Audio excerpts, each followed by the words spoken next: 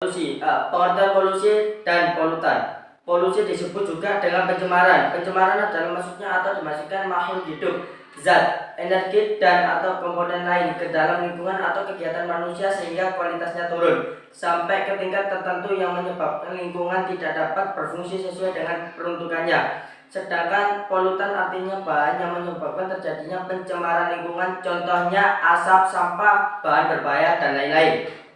Pengertian polusi air. Polusi air adalah perubahan keadaan di tempat penampungan air seperti danau, sungai, lautan, dan air tanah akibat aktivitas manusia.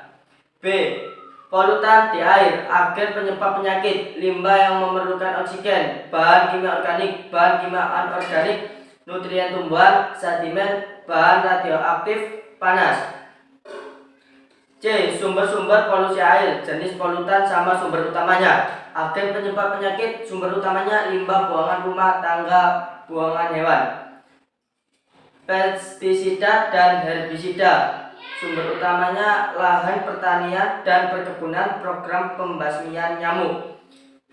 Jenis polutan senyawa asam, sumber utama pertambangan, limbah industri, pengendapan nasan, limbah yang memerlukan oksigen. Sumber utama kotoran hewan dan manusia, limbah industri, aliran buangan dari perkotoran.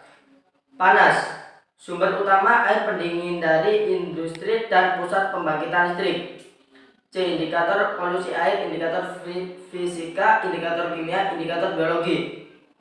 Indikator fisika, air yang bersih seharusnya jernih, tidak keruh, tidak berbau, tidak berwarna, dan suhunya relatif sedang. Perubahan pada sifat-sifat fisik air bersih yang tersebut di atas menandakan air telah tercemar polutan.